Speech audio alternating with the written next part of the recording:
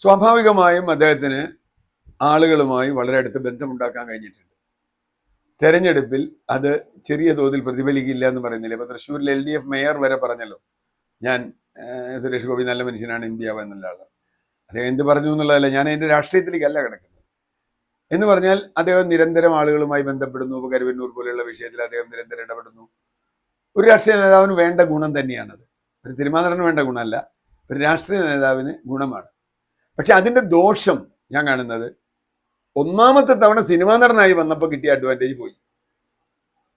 ഇനി രാഷ്ട്രീയ നേതാവുമ്പോൾ കൂടുതൽ രാഷ്ട്രീയത്തിലേക്കാണ് ആളുകൾ വരിക. അപ്പൊ രാഷ്ട്രീയം വരുമ്പോൾ നമ്മുടെ നാട്ടിൽ ബഹുഭൂരിപക്ഷ ആളുകളും അവരുടെ രാഷ്ട്രീയത്തിനാണ് വോട്ട് ചെയ്യുക, സൗഹൃദത്തിനല്ല.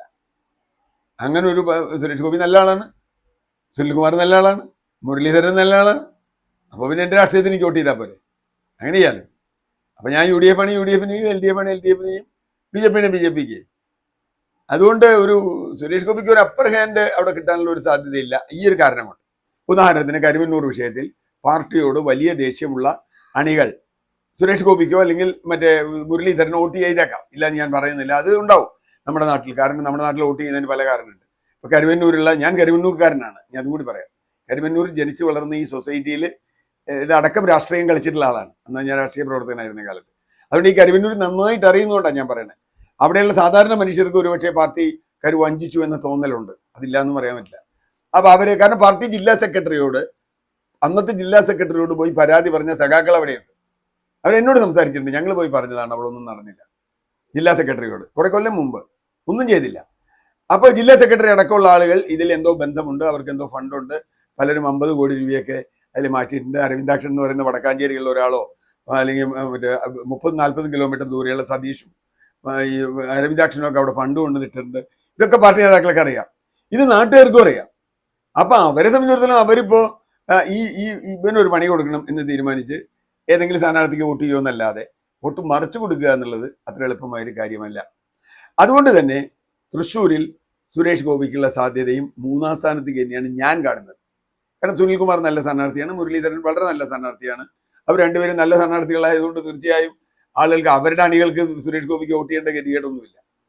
ചവിട്ടും കുത്തുമൊക്കെ ഉണ്ടാവില്ല എന്ന് പറയാൻ പറ്റില്ല. എന്നെങ്കിലും കരുവന്നൂർ വിഷയത്തിൽ വലിയൊരു തെറ്റ് CPMന്റെ ഭാഗത്തുനിന്ന് ഉണ്ടായിട്ടുണ്ടെന്നുള്ള കാര്യത്തിൽ ഒരു തർക്കമില്ല. കരുവന്നൂർ മാത്രമല്ല, പക്ഷെ അത് പറയാൻ ഒരവകാശവും മോഡിക്കില്ല.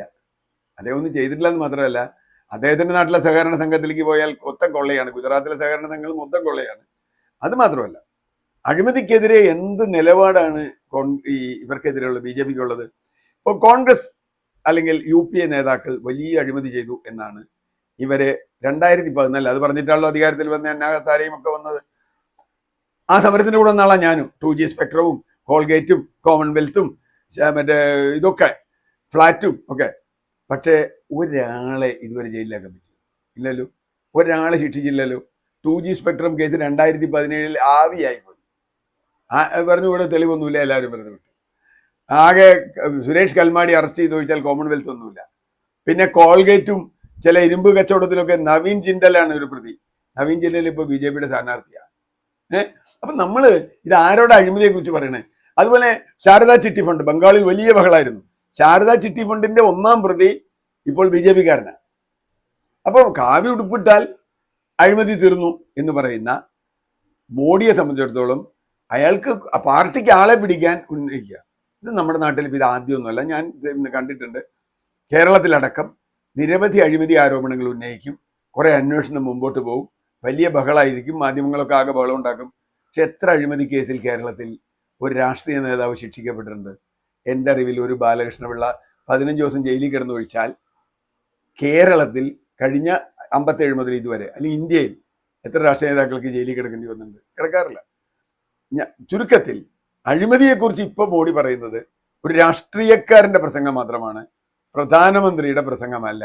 പ്രധാനമന്ത്രി ആയിരുന്നുവെങ്കിൽ അത് കാണിക്കേണ്ടത് പ്രസംഗത്തിലല്ല, പ്രവൃത്തിയിലാണ്.